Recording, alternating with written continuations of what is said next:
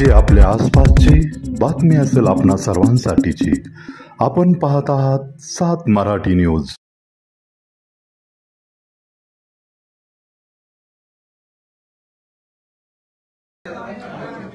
सगळ्यांना नम्रतापूर्वक नमस्कार। इतक्या मोठ्या संख्येने तुम्ही सगळेजण आलात, शॉर्ट नोटीसवर आलात, मनापासून धन्यवाद। तुम्हा सगळ्यांना आज आपण इथे का जमलोय हा विषय माहिती आहेच आहे। बीड जिल्ह्यातील माननीय आमदार श्री सुरेश धस यांनी काल प्रसार माध्यमांशी बोलताना जी काही टिप्पणी केली त्या संदर्भात तीव्र निषेध व्यक्त करण्यासाठी आज मी तुम्हा सगळ्यांसमोर आलेली आहे। काल नाही तर गेले 1.5 महिन्यापासून हा सगळा प्रकार चालू आहे आणि गेले 1.5 महिने अत्यंत शांततेने मी या सगळ्याला सामोरी जाते। सगळ्या ट्रोलिंगला, सगळ्या निगेटिव्ह कमेंट्सना, आणि ही माझी शांतता, माझी मूकसंमती नाहीये। मी माझ्यासारख्या अनेक महिला, कलाकार या सगळ्यांचीही हतबलता आहे। हे शांत राहणं तुम्हा सगळ्यांमुळे कुठे ना कुठेतरी आमच्यावर बेतलेलं आहे। एक व्यक्ती आपल्या कुठल्या तरी रागाच्या भरात, उद्वेगाच्या भरात काहीतरी बरळून जाते, त्यानंतर त्या 2 वाक्यांचा मीडिया 1000 व्हिडिओ करतो, तेवढेच शब्द पकडतो, त्याच्यावर 1000 व्हिडिओज बनतात युट्यूब चॅनल्सवर। मग एका सेलिब्रिटीला त्याच्यावर वक्तव्य करणं भाग पाडलं जातं, मग ती बोलते, मग परत पहिल्या व्यक्तीला वाटतं आता आपण बोललंच पाहिजे, मग ती परत व्यक्ती बोलते, मग आता परत बोलणं क्रमप्राप्त होतं कारण आता नाही बोलली का, गप्प बसली का, मागे हटली, मग ही परत व्यक्ती बोलते। ही चिखलफेक चालू राहते, महिलांची अब्रू निघत राहते आणि सगळ्यांचं मनोरंजन होतं। हे होऊ नये, सगळ्या समाज माध्यमांसमोर ही चिखलफेक होऊ नये म्हणून मी यात पडले नाही। मी शांत बसणं हा पर्याय स्वीकारला, या गटारात मी दगड टाकणं योग्य समजलं नाही। ऑल्सो मला असं वाटलं की हा विषय इतका खोटा आहे, ही गोष्ट इतकी धादांत खोटी आहे, त्याला काही बेस नाही। एका सांस्कृतिक कार्यक्रमामध्ये सत्कार स्वीकारताना काढला गेलेला एक फोटो, ती आमची एकमेव भेट, धन्यवाद, हा एकमेव संभाषण, एक शब्द, याच्यावरून एवढी आवई उठावी, त्याला मी का प्रत्युत्तर देऊ? जेव्हा त्या गोष्टीवर मी भाष्य करते, 10 लोकांपर्यंतची गोष्टी 1000 लोकांपर्यंत पोहोचतात। ती जर गोष्ट खोटीच असेल तर ती किती काळ टिकणार, त्या गोष्टीला आपण किती महत्व द्यायचं? म्हणून मी त्या गोष्टीकडे दुर्लक्ष केलं। शांत बसणं मी योग्य समजलं आणि याला भरपूर साथ होती ती मी ज्या व्यक्तींबरोबर काम करते, ज्या संचाबरोबर काम करते, माझं कुटुंब, माझा मित्रपरिवार, सगळे आप्तेष्ट, महाराष्ट्रातली जनता, प्रेक्षक ज्यांचं प्रेम आहे माझ्यावर, कोणीही माझ्यावर एका शब्दानेही कधी शंकेच्या दृष्टिकोनातून पाहिलं नाही, कधीही मला विचारलं देखील नाही। प्रत्येक जण भेटला त्यावेळी हे म्हणाला, प्राजक्ता योग्य करतेस, शांत राहा, धीरानं सामोरी जा। या अशा आवया उठतात आणि निघून जातात, सरपास होतात, तू शांत राहा, धीरानं सामोरी जा। ह्या सगळ्यांचा माझ्यावरचा विश्वास नाही, मी आधी पूर्ण करेन माझं सगळं। माईक मध्ये सर्व इको होतो, त्याच्यामुळे तुम्ही फक्त माईक विदाउट माईक तुम्ही बोला। Sorry for interrupt.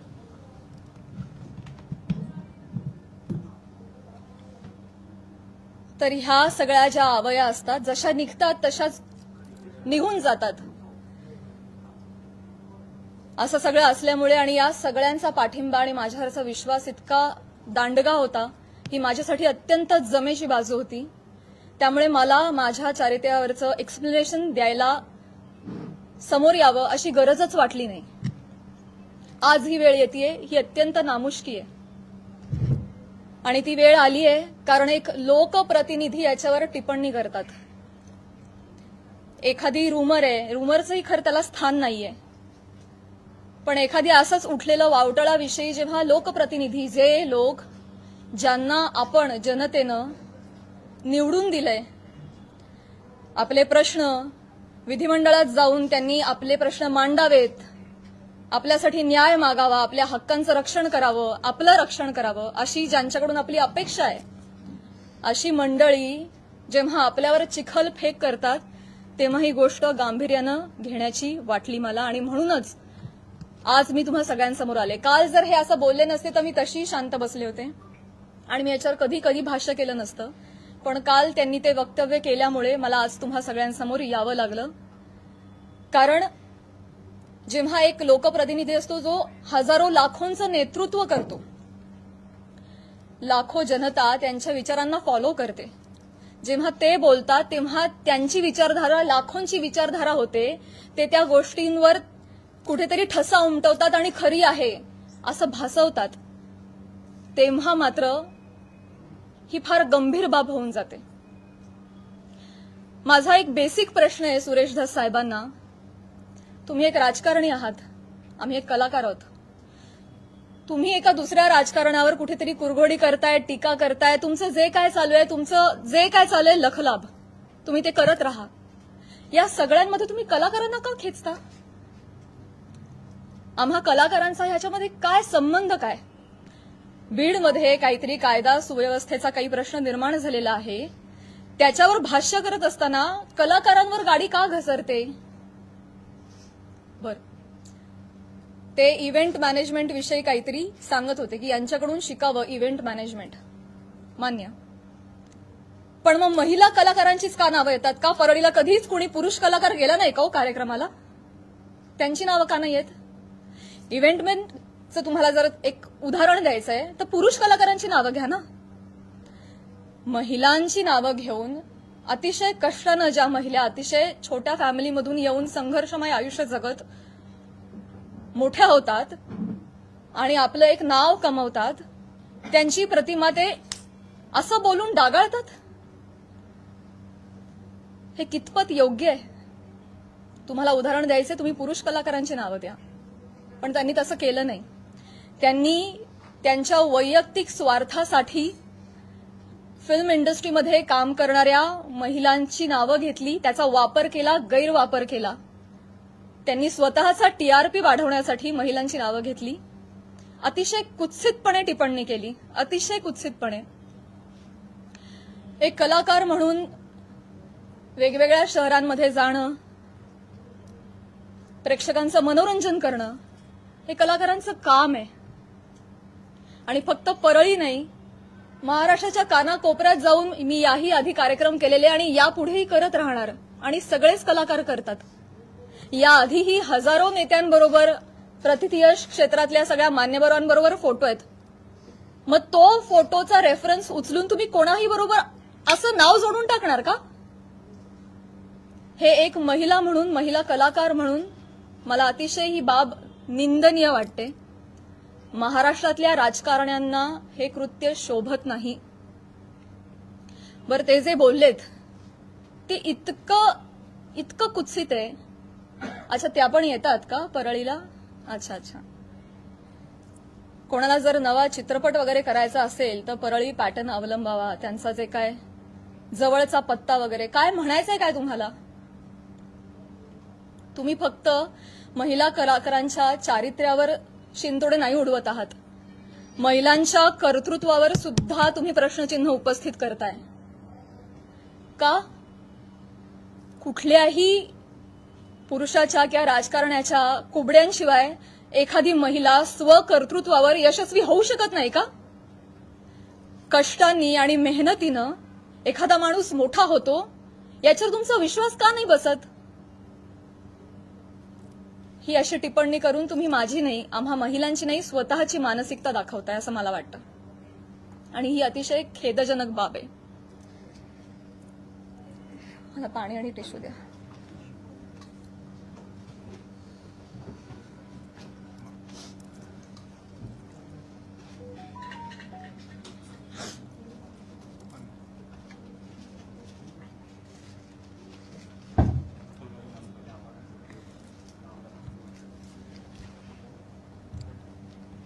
महिलांची अब्रू, स्पेशली फिल्म इंडस्ट्रीमधल्या महिलांवर फार सॉफ्ट कॉर्नर, फार सॉफ्ट टार्गेट, कोणी यावं, पटकन नावं घेऊन जावं. तुम्ही तुमच्या राजकारणासाठी मी विनंती करते, तुमच्या वैयक्तिक राजकारणासाठी तुम्ही फिल्म क्षेत्रामधल्या महिलांच्या नावाचा गैरवापर करणं बंद करावं, अशी मी त्यांना विनंती करते. आणि ज्या कुत्सितपणे त्यांनी टिप्पणी केली आहे, या सगळ्या गोष्टीचा प्रसार माध्यमांसमोर हशा पिकवण्यासाठी त्यांनी उपयोग केलेला आहे. हे वागणं महाराष्ट्रातल्या राजकारण्यांना शोभत नाही. ही अतिशय निंदनीय बाब आहे. आणि म्हणूनच ज्या कुत्सितपणे त्यांनी टिप्पणी केली आहे आणि हशा पिकवलाय, प्रसार माध्यमांसमोर कसं बोलावं, काय बोलावं, याचं ज्यांना भान नाहीये त्यांना मी विनंती करते की त्यांनी तितक्याच विनम्रतेनं माझी जाहीर माफी मागावी. आणि फक्त माझीच नाही, माझ्याबरोबर अनेक महिलांचा त्यांनी चुकीचं नाव घेऊन उल्लेख केलेला आहे. आणि या गोष्टीचा एक उपयोग करून मी त्यांना हेही सांगू इच्छिते की अशा पद्धतीनं कुठल्याही राजकीय गोष्टीसाठी फिल्म इंडस्ट्रीमधल्या महिलांच्या नावाचा गैरउपयोग होता कामा नये. पुढे जाऊन मी हेही सांगू इच्छिते, मी आज महिला आयोगाकडे तक्रार गेलेली आहे. फोन सायलेंट करा. महिला आयोगाकडे दुपारी तक्रार नोंदवलेली आहे. मी त्यांनाही रिक्वेस्ट केलेली आहे की कायद्याच्या चौकटीत राहून तुम्ही याच्यावर योग्य ती कारवाई करावी. मी देखील कायदेशीर कारवाई करत राहीन. याचबरोबर माननीय मुख्यमंत्री साहेब, उपमुख्यमंत्री साहेब यांना देखील मी विनंती करते, काय या दोन व्यक्ती दोन वाक्य बोलून गेल्या, पण प्रसार माध्यमं तेवढीच दोन वाक्य घेऊन त्याचे 1000 व्हिडिओ बनवतात. इतके वाईट मथळे देतात, हेडलाईन्स देतात. समोरच्या माणसाच्या आयुष्यात तुमच्या या मथळ्यांमुळे एक वादळ येऊ शकतं, त्यांच्या करिअरवर परिणाम होऊ शकतो, त्यांची प्रतिमा डागाळली जाऊ शकते, त्यांचं करिअर बर्बाद होऊ शकतं, ते डिप्रेस होऊ शकतात, ते आत्महत्या करू शकतात. तुम्हाला काळजी वाटत नाही या गोष्टीची? आपण आपला टीआरपी वाढवण्यासाठी, आपण आपला एक सेट टार्गेट अचीव करण्यासाठी कुठल्या थराला जाऊन बातमी करतो, त्याचं किती वेगवेगळ्या पद्धतीनं. आता फॉर एन एक्झाम्पल, कालच मी बातमी वाचली आणि ती इतकी हर्टफुल होती. बीडमधील हत्या प्रकरणात आता प्राजक्ता माळींचंही नाव जोडलं जातंय. काय संबंध, काय दोन गोष्टींचा? आपण काय हेडलाईन्स करतो त्याचा समोरच्या माणसावर. ही माझी आई रात्रभर झोपली नाही, 1.5 महिना. मला वाटत नाही तिला शांत झोप लागली असेल. एक कमेंट नाही जी यांनी वाचली नाही. हा माझा भाऊ, यांनी सोशल मीडिया बंद करून टाकला, सगळे अकाउंट्स डिलीट केले. आज हा प्रसंग फक्त माझ्याशी निगडीत राहिलेला नाहीये, हा माझ्या कुटुंबावर त्याचा परिणाम होतोय आणि अत्यंत वाईट परिणाम होतोय. समाजामध्ये अशा पद्धतीनं प्रतिमा डागाळली जाणं एका मुलीची, आणि स्पेशली फिल्म क्षेत्रामध्ये काम करणाऱ्या मुलीची, ह्याला तोंड देणं अजिबात सोपी गोष्ट नाहीये. तुम्ही सगळेजण हे समजू शकता. तर तुम्हाला सगळ्यांना ही विनंती आणि माननीय मुख्यमंत्री साहेबांना ही विनंती की त्यांनी याबाबत काहीतरी ठोस कारवाई करावी. बेसलेस पुरावा कुठलाही असल्याशिवाय कोणीही बातमी करू नये, अशा पद्धतीचे त्यांनी आदेश द्यावेत. या निमित्तानं मी करुणाताईंना सुद्धा विनंती करू इच्छिते आणि हे सांगू इच्छिते की तुम्ही स्वतः एक महिला आहात. तुम्हाला महिलांना होणारा त्रास तुम्ही समजू शकता. या पुरुष प्रधान संस्कृतीमध्ये जर महिलाच महिलांच्या पाठीशी उभ्या नाही राहिल्या आणि चिखलफेक करत राहिल्या तर कसं होणार? मी सांगू इच्छिते की तुम्हाला जी माझ्या बद्दलची माहिती मिळाली आहे ती अत्यंत चुकीची आहे. तुमच्या माहितीचा जो स्रोत आहे तो चुकीचा आहे करुणाताई. आणि आय एम शुअर की इथून पुढे तुम्ही कुठल्याही गोष्टीची खातरजमा केल्याशिवाय, शहानिशा केल्याशिवाय तुम्ही असं वक्तव्य करणार नाही आणि महिलांच्या बाबतीत तुम्ही देखील संवेदनशील राहाल अशी मी खात्री बाळगते आणि ही मी तुम्हाला विनंती करते. आणि मुख्यमंत्री साहेबांना ही विनंती करते की एका कार्यक्रमातला एका मंत्र्याबरोबरचा एक फोटो याच्यामुळे इतकं वादंग उठावं आणि इतकी आवई उठावी आणि त्याच्यावर हजारो न्यूज पोर्टल्सनी, युट्यूब चॅनल्सनी ह्याच्या न्यूज बनवाव्यात आणि वाटेल तसे ते लाईक्स आणि सबस्क्रिप्शन वाढवत राहावेत. त्यांना भीती नाहीये की याच्यावर कोणीही काहीतरी ऍक्शन घेईल म्हणून ते हे करतायत. म्हणून अशा पद्धतीनं महिला कलाकारांची अब्रू वेशीला टांगली जाते. तर याबाबत काहीतरी कडक कारवाई त्यांनी केली पाहिजे. आणि असं जर होत राहिलं, आता 1000 कार्यक्रमामध्ये 1000 माणसांबरोबर नावं जोडली गेली, तर मला सांगा इथून पुढे कलाकार सुद्धा कुठल्याही राजकीय नेत्यांनी आयोजित केलेल्या कुठल्याही सांस्कृतिक कार्यक्रमाला जातील का हो? ते सुद्धा धजावणार नाहीत. पुढची भविष्यातली मंडळी सुद्धा विचार करतील, अरे कलाक्षेत्रात पाठवायला नको पोरांना, ते काय बरं नाही. आमचं कलाक्षेत्र बदनाम नाहीये, ही सगळी मंडळी त्याला बदनाम करतात. आम्ही मनोरंजन करण्याचं काम करतो, तुम्ही आमची नावं मनोरंजनासाठी वापरता, स्वार्थासाठी वापरता, स्वतःचा टीआरपी वाढवण्यासाठी वापरता. हे अत्यंत चुकीचं आहे. आणि स्पेशली महिलांची नावं पटकन कशी तोंडावर येतात, पुरुषांची नावं का येत नाहीत, यासाठी एक टूल बनवलं जात आहे महिला कलाकारांना. ह्याबद्दल मला खेद वाटतो.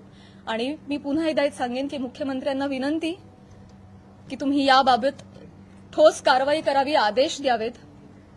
सुरेश धसांना मी विनंती केलेलीच आहे की त्यांनी जाहीर माफी मागावी.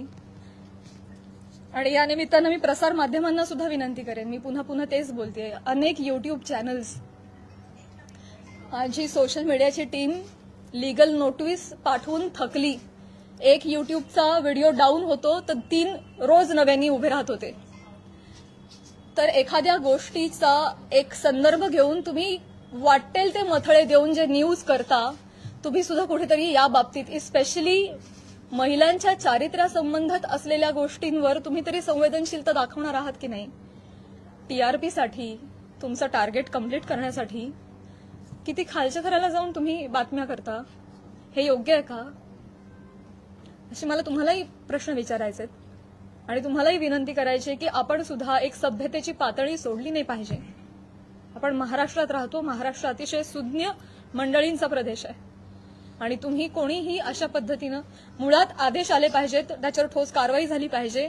आणि आपण एक माणूस म्हणून सुद्धा, एक मराठी माणूस म्हणून सुद्धा आपण सुद्धा आपल्याला काहीतरी नियम घालून घेतले पाहिजेत असं मला वाटतं. मी माझं पूर्ण करते भाऊ. या निमित्तानं महाराष्ट्रातल्या जनतेला सुद्धा मला म्हणायचं आहे की आपण आता एआयच्या जमान्यात आहोत. सोशल मीडियावर वाटेल तसे लोक व्यक्त होत आहेत. मॉर्फ करणं, video, photo, call recordings, fake generate करणं, फेक चॅट्स करणं, हे अतिशय सोपं आहे. डाव्या हाताचा मळ आहे. आता हे फार अवघड नाही राहिलेलं आहे. तर महाराष्ट्रातल्या जनतेनं सुद्धा सतसत विवेकबुद्धी जागरूक ठेवावी. आणि आपण सोशल मीडियावर कसे व्यक्त होतो याची सभ्यता पाळावी. आपल्या आई बहिणीच्या बाबतीत जर अशी गोष्ट घडली असती तर आपण असं लिहिलं असतं का, असं त्यांनीही विचार करावा. सारासार विचार करून व्यक्त व्हावं. सगळ्यांनीच ही जी बाब आहे ती अतिशय गांभीर्यानं घ्यावी. इथे मी फक्त माझ्या न्यायासाठी नाही बोलत आहे. इथे मी आज सगळ्या सिने क्षेत्रात, कला क्षेत्रात काम करणाऱ्या सगळ्या महिलांच्या वतीनं बोलतीये. आज त्यांचं प्रतिनिधित्व करते असं मी म्हणेन की समाजामध्ये उजळ माथ्यानं जगण्यासाठी आम्हाला एक फ्रीडम असलं पाहिजे, एक मान सन्मान ठेवला गेला पाहिजे. यासाठी तुम्ही सुद्धा ती डिग्निटी पाळणं गरजेचं आहे आणि तो मान सन्मान देणं गरजेचं आहे असं मला वाटतं. आणि तुम्ही ते कराल अशी मी आशा व्यक्त करते. एक प्रश्न असा होता, आता एकच प्रश्न आहे, सुरेश दास महिला आयोगाकडे आपण अच्छा ओके, 1 बाय 1 जाऊया. महिला आयोगाकडे प्राजक्ता माळींची माफी मागणार नाही. सुरेश दास म्हणताय प्राजक्ता माळींची मी जाहीर माफी मागणार नाही. मी त्यांना मागणी केलेली आहे.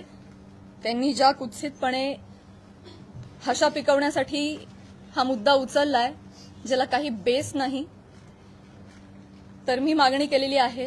आणि मला खात्री आहे की माननीय मुख्यमंत्री साहेब, माननीय उपमुख्यमंत्री साहेब, महिला आयोग याच्यावर कठोर कारवाई करतील आणि योग्य ती गोष्ट घडवून आणतील. महिला आयोगाकडे आपण तक्रार दाखल केलेली आहे. आपण कायदेशीर पाऊल म्हणजे पोलीस स्टेशनमध्ये जाऊन धस यांच्या विरोधात काही तक्रार दाखल करणार आहात का? ज्या पद्धतीने आता ते म्हणतायत की आम्ही माफी मागणार नाही म्हणून. तर आपण कायदेशीर पाऊल नेमकं काय उचलणार आहात? महिला आयोगाकडे तक्रार दिलेली आहे. आज किंवा उद्या मुख्यमंत्री साहेबांची भेट मला मिळणार आहे. त्यांना समक्ष जाऊन मी पत्र देणार आहे. उपमुख्यमंत्री साहेबांना जाऊन भेटणार आहे. त्यांना देखील समक्ष जाऊन पत्र देणार आहे, निवेदन करणार आहे. आणि जर गोष्ट काही घडली नाही आणि ही देखील महिला म्हणून हलक्यात घेतली तर डेफिनेटली माझ्या वकिलांमार्फत मी योग्य ती कारवाई करेन. आणि माझ्या एकटीच्या न्यायासाठी नाही, मी समस्त कला क्षेत्रात काम करणाऱ्या महिलांच्या वतीनं पाऊल उचलेन.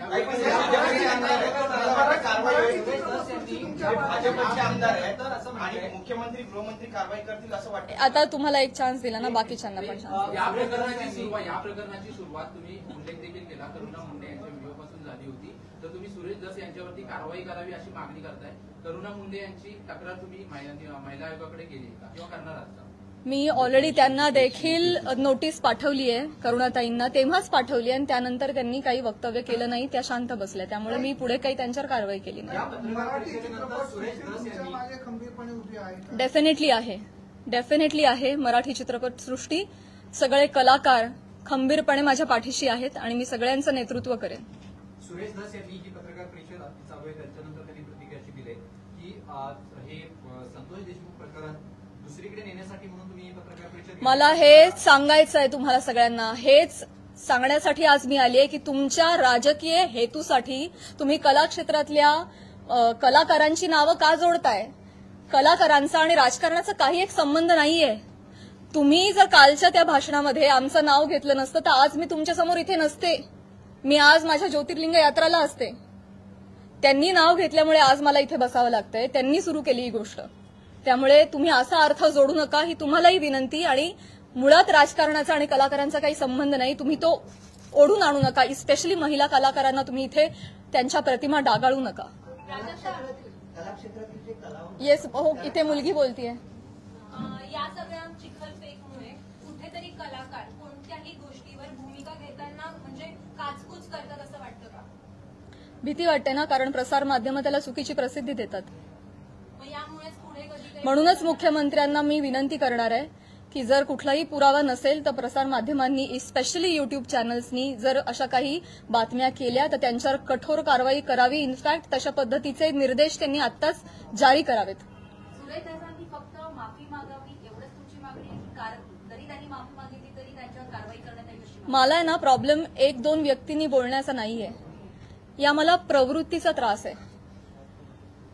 हा प्रघात पडता कामा नाहीये की कोणीतरी काहीतरी फार कष्टाने नाव कमवतो, कोणीतरी एक काहीतरी येऊन बोलून जातं आणि अख्खी इमेज डागाळते.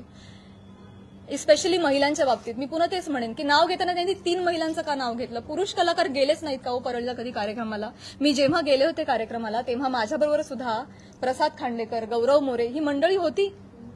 अमीर हडकर, आमचे सगळे कलाकार होते. त्यांची नाही नावं आली. त्यामुळे स्त्री कलाकारांना याच्यामध्ये गोवू नये. राजकारण्यांनी स्वतःच्या स्वार्थापायी टीआरपी त्यांच्या अशा पद्धतीनं वाढवू नये आणि गैरवापर करू नये. हिंदी असो किंवा मराठी राजकीय नेते मुख्यतः कलाकारांना टार्गेट करतात. हे हेतुपुरस्सर किंवा जाणीवपूर्वक वक्तव्य केल्यानंतर त्यांना प्रसिद्धी मिळते. मला हे माहिती नाही ते देण्यासाठी असं वक्तव्य होतं असं वाटतंय का? आणि याचा पाठपुरावा म्हणून तुम्ही कलाकारांची काही संघटना बांधणार का किंवा त्याला एकत्र आणणार का आगामी काळात? मला हेच म्हणायचं आहे की ते काहीतरी बोलून जातात, एक काहीतरी वल्गना करून जातात. खरं तर त्यांनी अशा पद्धतीच्या वल्गना हाणून पाडल्या पाहिजेत एक लोकप्रतिनिधी म्हणून, पण ते त्याला हवा देत आहेत ही गोष्ट चुकीची आहे. पण त्यांना जेव्हा कळेल पुढे जाऊन की त्यांच्या एका वक्तव्याचे 1000 वेगळ्या पोर्टल्सनी 1000 न्यूज केल्यात हे त्यांना कळल्यानंतर खरं तर तेही करणार नाहीत, करुणाताई बोलणार नाहीत. पण त्यांना ही पुढे गोष्ट एवढी मोठी घडतीये ह्याची त्यांना कल्पना नसावी कदाचित. मला जेवढे त्या 2 व्यक्ती बोलल्याचा त्रास आहे तेवढाच त्रास मला प्रसार माध्यमांनी केलेल्या फेक न्यूजचा देखील आहे. सो डेफिनेटली याच्यावर कारवाई व्हावी असं मला वाटतं. या विषयांवर बोलणं टाळतात, सोडून देतात. त्याच्यामुळे तुम्हाला वाटतं का की त्यांना बोलायला वेळ मिळतो किंवा तो चेष्टा मस्करीचा विषय होतो? करुणा मुंडेंनी जेव्हा तुमच्यावर टीका केली तेव्हा जर तुम्ही उत्तर दिलं असतं तेव्हा पुन्हा एकदा तुमचं नाव अशा प्रकारे घेतलं गेलं नसतं असं वाटतं? पुन्हा एकदा मी तेच म्हणेन, पुन्हा एकदा मला तेच म्हणायचंय का कलाकार पुढे येत नाही? मी पहिलं वाक्य म्हणाले की या सगळ्यामध्ये आमची हतबलता आहे गप्प राहण्यामध्ये. का? कारण समाज माध्यमांमध्ये ही चिखलपेक चालू राहते. विषय एवढा असतो, कुठेतरी वेगळीकडे जाऊन पोचतो. आज तुम्हाला काय वाटतंय, आज तुम्हाला काय वाटतंय, हे चालू राहतं. त्यामुळे कलाकार शक्यतो यामध्ये पडत नाहीत. आणि बरीच मंडळी, मी फक्त कलाक्षेत्र म्हणत नाही, बऱ्याच क्षेत्रांमधली मंडळी गप्प राहणं हा पर्याय निवडतात, कारण हे असं जाहीरपणे चिखलफेक होत राहते. म्हणूनच या संदर्भात जर काहीतरी रूल्स अँड रेग्युलेशन्स आले, कठोर नियम आले, की जर या गोष्टीमध्ये तथ्य सापडलं नाही, जर कुठला पुरावा सापडला नाही, तर त्यांच्यावर कायदेशीर कारवाई होईल त्या न्यूज पोर्टलवर किंवा युट्यूब चॅनलवर. असा जर आपल्याकडे नियम आला ना, तेव्हा जाऊन हे बंद होणार आहे. तर असा नियम काढावा हीच विनंती आहे माझी मुख्यमंत्री साहेबांना. नाही, असं काही नसतं. मला हा नियम आणायचा आहे. मला या निमित्तानं प्रसार माध्यमांमध्ये जे काही न्यूज होतात त्याला पुराव्यांची जोड नसेल तर तुम्ही ते करू नका, केलं नाही पाहिजे. ते खोटं आढळल्यास कायदेशीर कारवाई होईल अशा पद्धतीचा नियम आला पाहिजे. हे माझं खरं उद्दिष्ट झालंय. आता स्वागत आहे.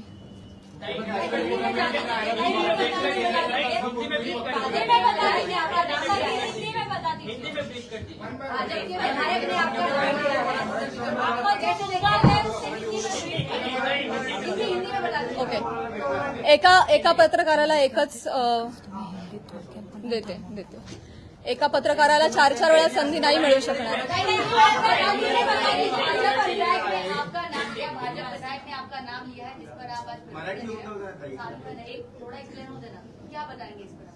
सगळ्यात शेवटी हिंदी बोलू, मराठी अजून 1-2 प्रश्न घेते.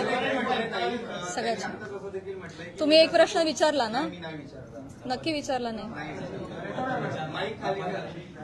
त्यांनी असं देखील म्हटलंय की मी असं कोणतंही ऑब्जेक्शन घेण्यासारखं वक्तव्य बोललेलो नाही आणि माझ्यासाठी प्राजक्ता माळी हा विषय संपलेला आहे असं देखील वक्तव्य केलेलं आहे. काय सांगा? मी ते बघितलं नाही, परंतु अच्छा त्या पण आल्या का, येतात का परळीला? अहो परळीला नाही, सबंध महाराष्ट्रात फिरतो आम्ही, देशाबाहेरही कार्यक्रमाला जातो. परळी पॅटर्न, जवळचा पत्ता, तुम्हाला जर चित्रपट बनवायचा असेल तर परळी पॅटर्न म्हणजे म्हणायचं काय? हे डेफिनेटली अतिशय निंदनीय वाक्य आहेत, अतिशय डिरोगेटरी आहेत. यामागचा सूचित अर्थ कळू नये इतका महाराष्ट्र आणि मी दुधखुळी नाहीये. त्यांना जे आडून बोलायचं होतं हे सगळ्यांना कळतंय. त्यामुळे परळीला येतात म्हणजे मी काहीच बोलू नये असं नसतं. नुसतं ताई म्हणून काही होत नाही. त्याच्या अवतीभवती तुम्ही जे हातवारे करता, तुमचे जे हावभाव असतात, एका महिलेचं चारित्र्य एवढ्या रिॲक्शननी सुद्धा डागाळू शकतं. समाज माध्यमांसमोर, प्रसार माध्यमांसमोर हशा पिकवण्यासाठी त्यांनी हा मुद्दा वापरलाय. तो डेफिनेटली अतिशय निंदनीय आहे, अतिशय खालच्या पातळीचा आहे आणि तो चुकीचा आहे, याचा मी निषेध करते.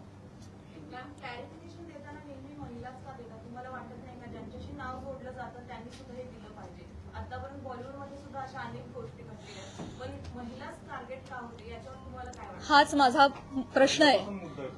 माझा प्रश्न आहे मुख्यमंत्री साहेबांना सुद्धा, की हे महाराष्ट्रामध्ये एक निर्भेळ वातावरण कलाक्षेत्रातल्या महिलांच्या बाबतीत असलं पाहिजे आणि आम्ही सॉफ्ट टार्गेट होता कामा नये. कुठल्याही राजकीय व्यक्तींच्या स्वार्थापायी आमच्या नावांचा गैरवापर झाला नाही पाहिजे, हीच तर माझी विनंती आहे. आणि हे दुःख आहे, आज मला माझ्या चारित्र्याच्या क्लॅरिफिकेशनसाठी प्रेस कॉन्फरन्स घ्यावी लागते. हीच निंदनीय गोष्ट आहे. हे महाराष्ट्रात होत आहे, सावित्रीच्या लेकींबाबत होत आहे. मला याचं दुःख आहे. करुणा मुंडेंनी ज्या पद्धतीने सुरुवात केली किंवा सुरेश दसनी ज्या पद्धतीने सुरुवात केली, पण ह्या सगळ्या घोटाळ्यामध्ये ज्या व्यक्तीसोबत नाव जोडलं गेलं, परळीच्या एका व्यक्तीसोबत नाव जोडलं गेलं, तर तुला असं नाही वाटत का की त्या व्यक्तीकडून सुद्धा काहीतरी वक्तव्य आलं पाहिजे की जे काही चालू आहे त्याच्या? नाही, मला नाही वाटत. नाही, मुख्यमंत्री देवेंद्र फडणवीस सुरेश दसांवरती कारवाई करतील असं वाटतं का तुमच्या भेटीनंतर? मी म्हटलं ना, त्यांनी माफी मागणं, त्यांनी बोलणं, त्यांना हा प्रकार चुकीचा आहे हे कळलं पाहिजे.